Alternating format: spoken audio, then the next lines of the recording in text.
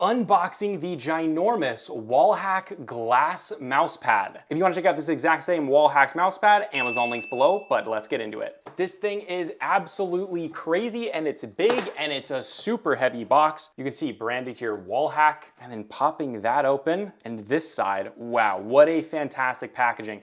All of this is super dense foam right here. So the package itself is extremely heavy. And here it is, the SP004.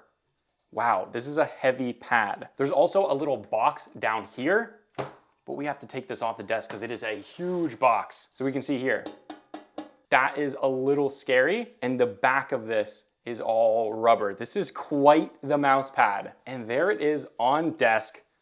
Wow, that is awesome. Now, here is that little sheet that was in the back there. So let's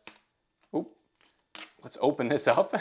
There we go, gotta do it from that side. And then looks like we have a cleaning cloth. Wow, that's maybe the nicest cleaning cloth I've ever seen. You can see it's like doubled up there and the edges are like crimped together. Very, very cool, and that's how you clean it. Then we've got some Wallhack stickers and then a Wallhack sticker. All right, but let's try a mouse on it. This is my Razer Death Adder V3 Pro. Let's try it on it.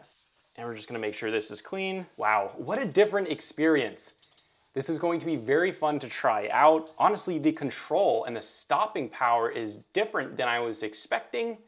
But yeah, overall, really excited to try this Wallhack mouse pad out. Again, if you want to check out this exact same product, there's Amazon links below for the US, UK, Canada, and international links. And if you want to check out my main channel with longer form content, you can check that out right here. But this is a consumer tech review, high speed, and I'll see you guys in the next video.